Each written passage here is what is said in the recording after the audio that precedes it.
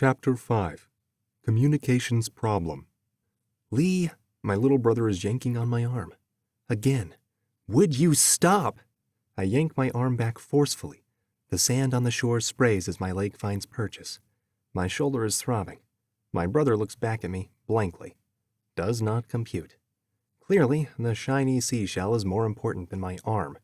Sometimes, I really want to clobber this kid. Lee, remember we are on reporting duty. We need to set up the e-ink communications relay. Then, we need to set up a campsite. Then, we should cook dinner. Then, if we have time, I smack a fist on my palm to punctuate the point, we can go exploring. But Gaga, Lee tries to use his best puppy dog impression on me. He only ever tries this as a last resort to get his way. He can never get the lower lip right. It makes Mom laugh every time. I'm made of sterner stuff. No buts, I shout back, my own lips trembling a bit with restrained laughter. I stomp off, sand spraying with each angry step, to find a good location on the beach for the e-ink receiver. The little brat could follow me for once. After a few minutes, I look back to see if Lee is following. He's picking up shells several meters behind me, left in my wake. Well, it beats having to chase the kid down. It takes a few more minutes to find a good spot away from the shoreline. It looks like the remains of a bungalow periodically patched up by locals. We are near the remnants of an old hotel. We're lucky there are still some structures stable enough to prevent any weather damage to the receiver. In fact, this might make a great place to camp. Something feels familiar about it. Was I here before? I've been to lots of beaches and coasts. I forgot to check the town's name thanks to Mr. Pain in the Butt. In the present, we'll check if any humans are using the place. You never know if some random gang of teens is using a base out in the middle of nowhere.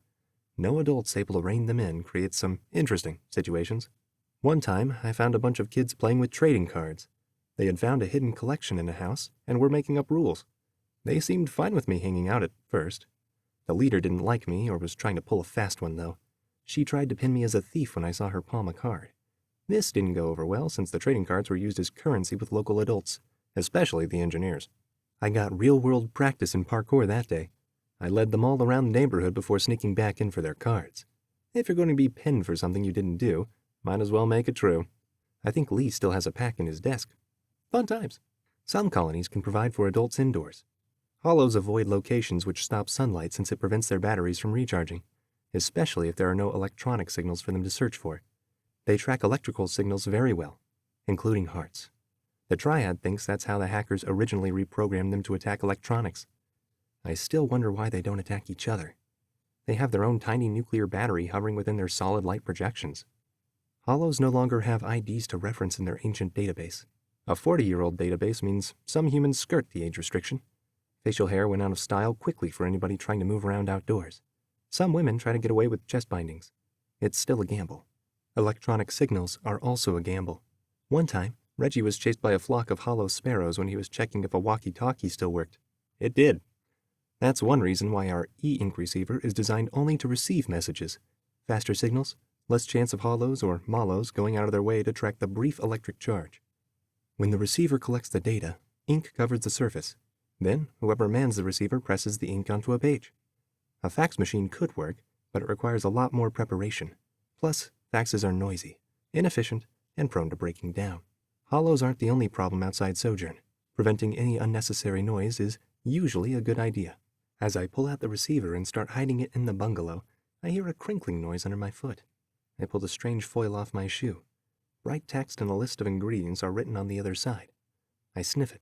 Candy wrapper. Gum? Shouting with Oakley earlier may not have been a good idea. Hairs on my neck stand straight. Lee, I finish storing the receiver in a somewhat intact cabinet, stand up slowly, and quietly turn around. We are not alone here. That's right, Issy. I stare at a slick grin on a tanned face. Then I spot the stranger's arm around Oakley's shoulder. Several other teen boys are grouped around them. Gaga, I've made some new friends.